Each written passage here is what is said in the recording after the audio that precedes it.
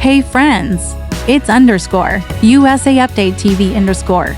And if you've been hearing the buzz about the US Senate actually voting to roll back Trump's tariffs on Canada, you're not alone. In the last 24 hours, the chamber gave a 51-48 thumbs up to a resolution that could end the 25% duty on Canadian goods and the 10% tariff on Canadian energy. That's a huge swing, especially when the president just announced a new round of IEEPA-based duties. So grab a coffee, settle in, and let's unpack what this vote means, who pushed it through, and where the story goes from here, all in about 15 minutes. Why the tariffs even exist.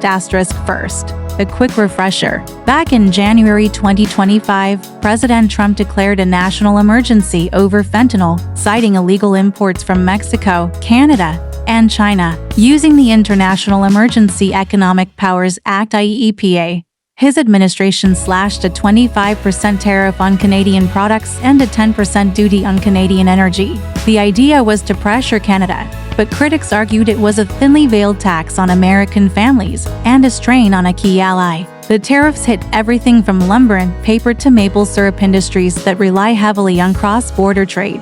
The Senate vote, what happened, fast forward to this week. The Senate voted 51-48 to pass a joint resolution that would terminate that emergency declaration and, by extension, the tariffs. All 50 Democrats were on board, and for Republicans broke ranks, Senators Rand Paul KY, Mitch McConnell Key, Lisa Murkowski AK, and Susan Collins Me Y². The resolution was introduced by Senators Tim Kaine DVA, Amy Klobuchar DMN, and Mark Warner DVA last month. Kaine told the floor, "There is a fentanyl emergency, but it's not Canada. It's not an emergency that would justify treating Canadian products with the same tariff we levy on Mexico or China." What? Senate Minority Leader Chuck Schumer hailed the result as evidence of bipartisan discontent with the tariffs. While Senator Susan Collins warned that the duties were hurting Maine's paper industry, which depends on Canadian pulp squared. Who voted and why? The key players Let's break down the motivations behind the 4 GOP defectors. Rand Paul A longtime fiscal conservative, Paul argued the tariffs were an unnecessary tax on American consumers and warned that the cartels will simply shift tactics and expand their operations to the north.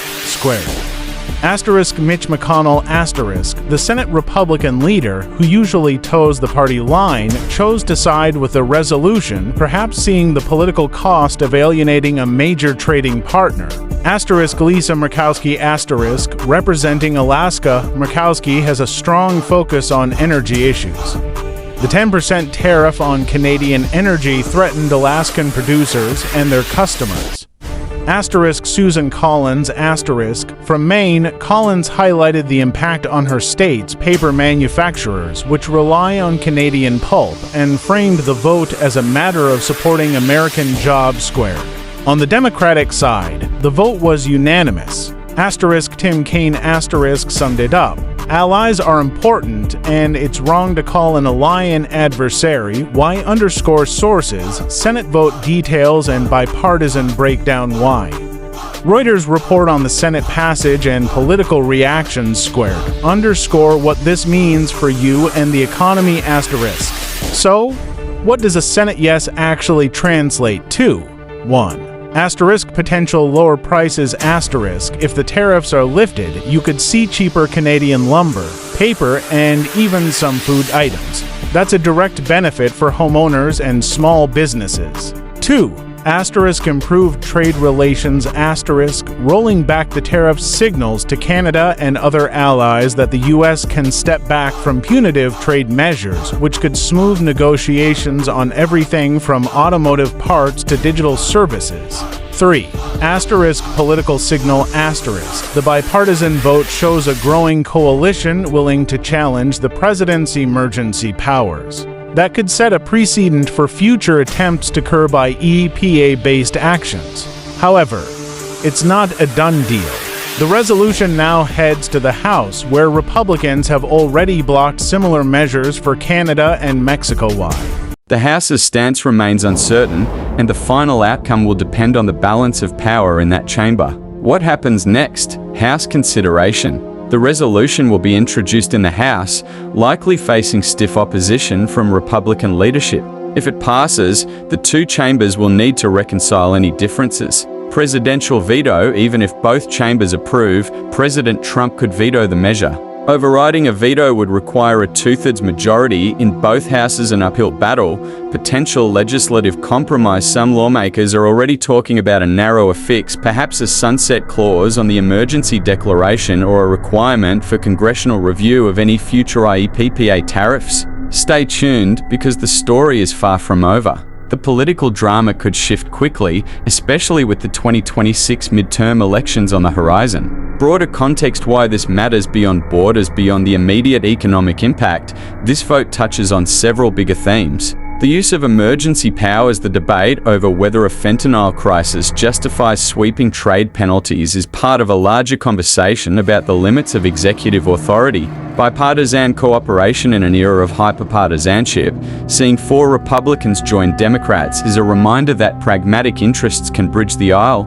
US-Canada relations. Canada remains one of the United States' top trading partners. Maintaining a healthy relationship is crucial for supply chains, security, and climate cooperation. Wrap up and call to action. That's the rundown. The Senate voted 5,148 to end Trump's Canada tariffs, a move driven by a mix of fiscal, regional, and diplomatic concerns. The fate now rests with the House, and the political battle is heating up. What do you think? Should Congress rein in the president's emergency tariff powers, or is this a one-off fix? Drop your thoughts in the comments. Let's keep the conversation going.